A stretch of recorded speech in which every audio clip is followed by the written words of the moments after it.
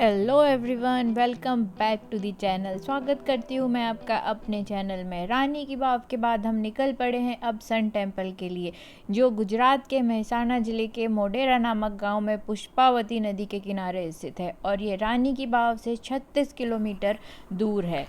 लगभग 40 मिनट की हम अपनी ट्रैवलिंग के बाद पहुँचे मोढेरा के सन टेम्पल में, लेकिन समय हो रहा था लंच का, इसलिए सबसे पहले हम यहाँ एक रेस्टोरेंट है जहाँ हम लंच करेंगे। तो चलिए हम मिलते हैं रेस्टोरेंट में। ये रेस्टोरेंट का मेन्यू है जहाँ पर हमने डिसाइड किया कि हम पंजाबी फिक्स थाली खाएंगे।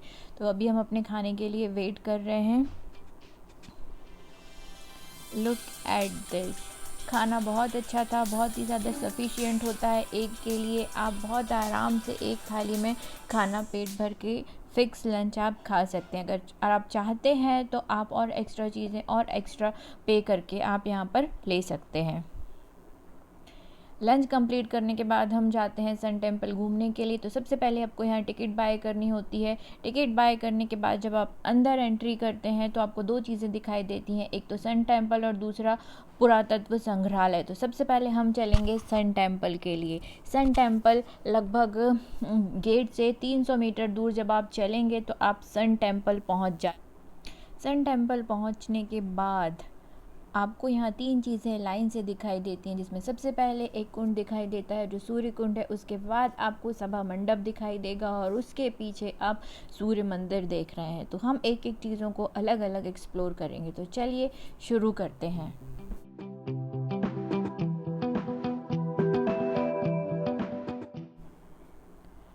मंदिर में स्थित एक विशाल कुंड, जिसे सूर्य कुंड या राम कुंड के नाम से भी जाना जाता है।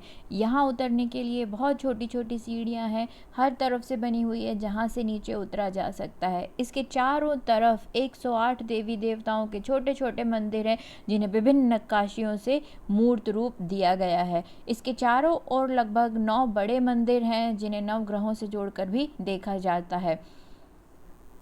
क्या आप जानते हैं कि प्राचीन काल में मोढेरा के आसपास का पूरा क्षेत्र धर्मरण्य के नाम से जाना जाता था। विभिन्न धार्मिक ग्रंथों के अनुसार भगवान श्री राम ने जब रावण का संहार किया, उसके बाद गुरु वशिष्ठ को एक ऐसा स्थान बताने के लिए कहा जहां जाकर वह अपनी आत्मा की शुद्धि कर सकें और ब्रह्म हत्या के पाप से मुक्ति पा सके। तब गुरु वशिष्ठ ने श्री राम को धर्मरण्य जाने की सलाह दी। ये कहा जाता है कि भगवान राम ने यहाँ आकर एक नगर बसाया जो आज मोढेरा के नाम से जाना जाता है। इसके बाद वास्तु के अनुसार बड़े बड़े द्वार बनाए गए हैं, जिनमें प्रवेश करने से मंदिर का दूसरा भाग आता है, जिसे सभा मंडप या विश्राम मंडप भी कहते हैं।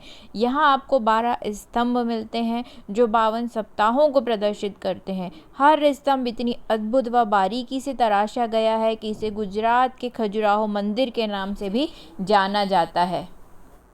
यह सूर्य मंदिर विलक्षण स्थापत्य और शिल्पकला का एक बेजोड़ उदाहरण है। इस मंदिर के निर्माण में जोड़ लगाने के लिए कहीं भी चूने का प्रयोग नहीं किया गया है। ईरानी शैली में बने इस मंदिर को सोलंकी वंश के राजा भीमदेव प्रथम ने 1026 में बनवाया था। इन स्तंभों के नीचे देखने पर यह अष्टकोण आकार और ऊपर की ओर देखने से यह गोल नजर आते हैं। मंदिर का निर्माण इस प्रकार किया गया है कि गर्भगृह में अंदर की लंबाई 51 फुट 9 इंच और चौड़ाई 25 फुट और 8 इंच है। मंदिर के सभा मंडप में कुल 52 स्तंभ है। इन स्तंभों पर देवी देवताओं के चित्रों के अलावा रामायण और महाभारत के प्रसंगों की बेहतरीन कारीगरी के साथ दिखाया गया है। सभा मंडप से जब आप आगे चलते हैं तो मंदिर के मुख्य क्षेत्र अर्थात गर्भगृह तक पहुंचते हैं, जो कि सूर्यदेव का मंदिर है।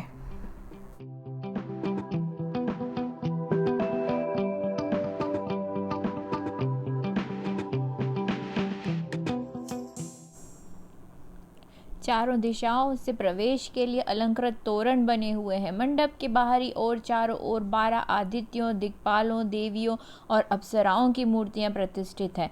मंदिर के बाहरी ओर चारों तरफ दिशाओं के हिसाब से उनके देवताओं की मूर्तियां प्रतिष्ठित की गई हैं। इसमें सूर्य देवता की प्रतिमा को घुटनों तक जूते पहनाए हुए दिखाया गया है। सामान्य रूप से कोई देवता पादुकाएं पहने नहीं दिखाई देते हैं।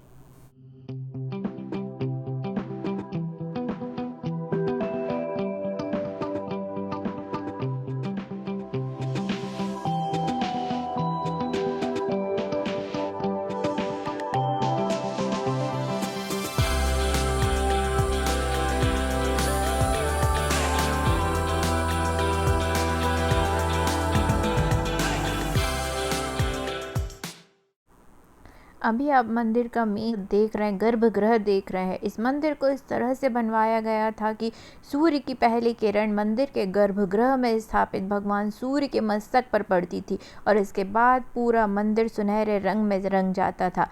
लेकिन अब इस मंदिर में पूजा अर्चना नहीं होती है क्योंकि अलाउद्दीन खिलजी ने मंदिर को खंडित कर दिया था और भगवान सूर्य देव की स्वर्ण प्रतिमा और गर्भगृह के खजाने को भी लूट लिया था।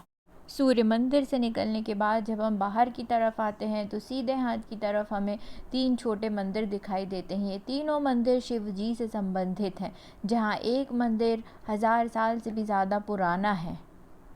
इसे पंचमुखी शिव मंदिर के नाम से भी जाना जाता है। इन छोटे मंदिरों में आज भी पूजा अर्चना लोग करते हैं।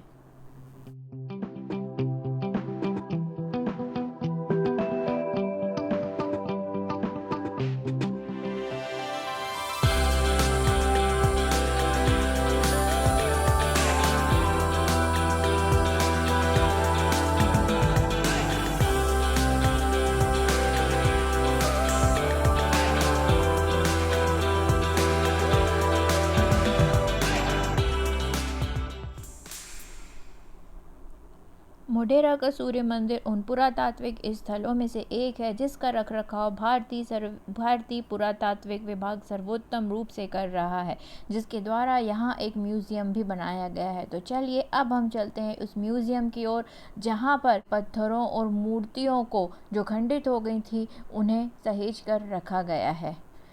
अभी हम जा रहे हैं म्यूज़ियम में। म्यूज़ियम में जाते समय रास्ते में दोनों तरफ उन पत्थरों और मूर्तियों को रखा गया है जो बहुत छोटे आकार की हैं और जो खंडित हो गई थी।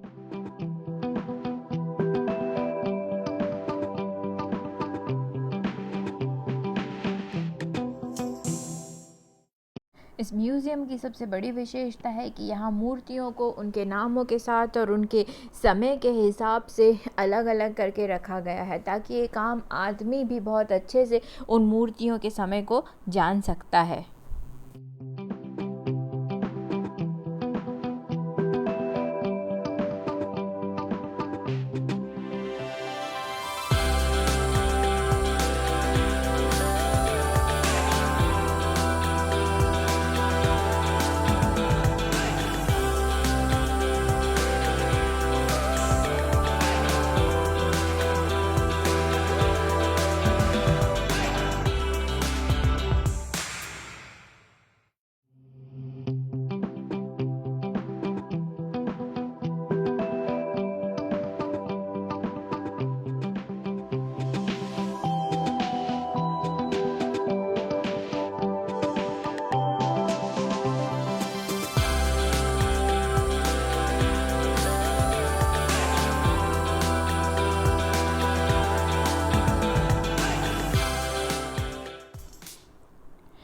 अब हम आ गए हैं म्यूज़ियम से बाहर और हमारी आज की जर्नी सन टेम्पल की यहाँ पर ख़त्म होती है।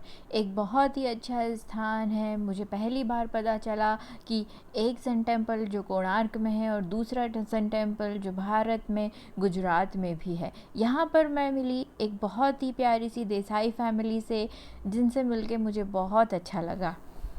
मुझे गुजराती नहीं आने के बावजूद भी उन्होंने मुझे अपने गांव के बारे में बहुत कुछ बताया। ये गुजरात और यहाँ के लोगों का प्यार ही है कि पहली बार आने के बाद कोई भी यहाँ से जाना नहीं चाहता है। तो मैं आगे पता नहीं उन लोगों से कभी मिलूँगी या नहीं मिलूँगी, लेकिन मुझे उनसे मिलके बहुत ही अच्छा लगा। अभी बज रहे हैं शाम के 3:15। आज हमारी जर्नी ख़त्म होती है मोढेरा के सन टेम्पल में और रानी की वाव में। I hope you all are like this video. If you are new in my channel, please like, share and subscribe.